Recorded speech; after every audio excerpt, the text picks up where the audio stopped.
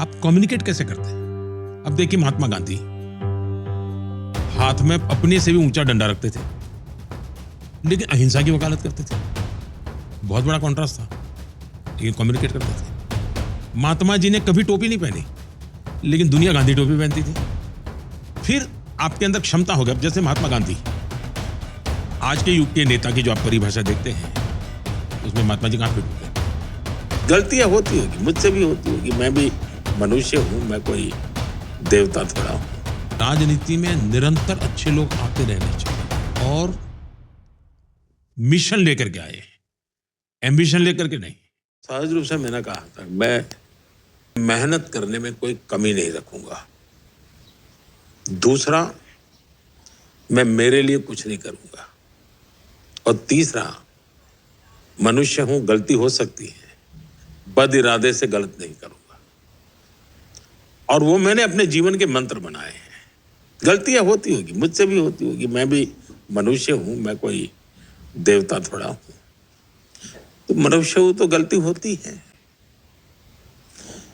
बद इरादे से गलत नहीं करूंगा, ये मेरे मन का रहा है हमेशा। क्या क्या ऐसी कोई चीजें हैं जो राजनीति में एक पॉलिटिशियन के लिए टैलेंट मानी जा सकती है? जैसे कि एंटरप्रेन्योरशिप में जब कोई कंपनी स्टार्ट कर रहा है, उसके लिए इनहेरेंटली 3-4 टैलेंट्स चाहिए होते हैं। जैसे कि कोई अच्छी मार्केटिंग करे, कोई अच्छा सेल्स करे, कोई अच्छा टेक्नोलॉजी में हो जो प्रोडक्ट डेवलप करे। अगर किसी युवा को आज पॉलिटिशियन बनना है, तो उसमें ऐसी कोई टैलेंट्स है जो आप परख सकते हैं ऐसे कि ये होना चाहिए? दो चीजें अलग अलग है। पॉलिटिशियन बनना वो एक पार्ट है, और पॉलिटिक्स में सफल होना वो दूसरी चीज है। तो दो अलग तरीके से। तो एक तो हो गया है राजनीति में आना, दूसरा होना है सफल होना। मैं मानता हूं कि उसके लिए तो आपका एक डेडिकेशन चाहिए, कमिटमेंट चाहिए, जनता के सुख दुख के आप साथी होने चाहिए, आप एक्चुअली अच्छे टीम प्लेयर होने चाहिए।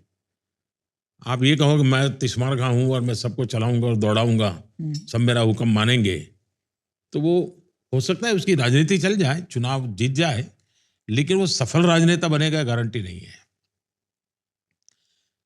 और देखिए, देश में मैं कभी कभी सोचता हूं, हो सकता है मैं जो सोचता हूं वो विवाद भी पैदा कर सकता है। जब आजादी का आंदोलन चला, उसमें समाज के सब वर्ग के लोग जुड़े, लेकिन सब पॉलिटिक्स में नहीं आए।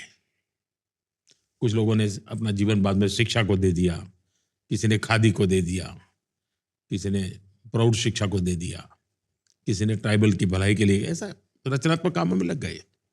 लेकिन देशभक्ति से प्रेरित वो आंदोलन था, आजादी का आंदोलन। हर एक के मन में एक जज्बा था, भारत को आजाद कराने के लिए मुझसे जो होगा मैं करूंगा।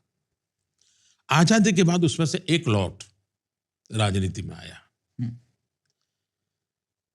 और शुरू में देखिए, राजनीति के बाद हमारे देश में जितने टॉलवर्ड लीडर्स थे, वो आजादी के जंग से निकले हुए लीडर थे। तो उनकी सोच, उनकी मैच्योरिटी, उसका रूप अलग है, बिल्कुल ही अलग है।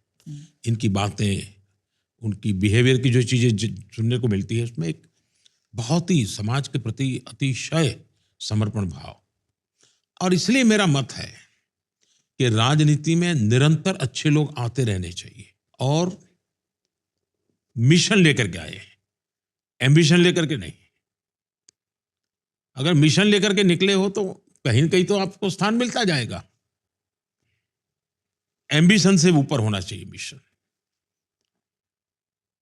फिर आपके अंदर क्षमता हो गया, जैसे महात्मा गांधी। आज के युग के नेता की जो आप परिभाषा देखते हैं, तो उसमें महात्मा जी कहां फिट होते? पर्सनालिटी वाइज शरीर दुबला पतला, ऐसा ऑरेटरी न के बराबर थी। तो उस हिसाब से देखे तो भाई वो लीडर बन ही नहीं सकते थे। तो क्या कारण था? तो जीवन बोलता था। और ये जो ताकत थी, उसने इस व्यक्ति को पीछे पूरे देश को खड़ा कर दिया था।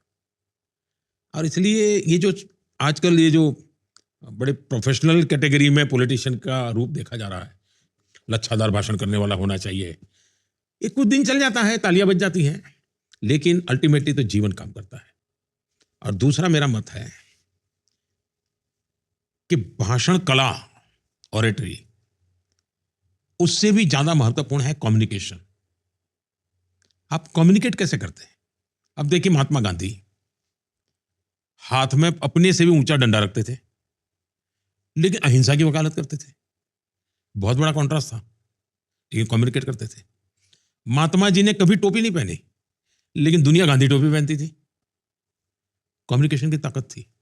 महात्मा गांधी का राजनीति क्षेत्र था, पॉलिटिक्स था, लेकिन राज व्यवस्था नहीं थी। वो चुनाव नहीं लड़े थे, वो सत्ता पे नहीं बैठे थे, लेकिन मृत्यु के बाद जो जगह बनी उसका नाम राजघाट रखा।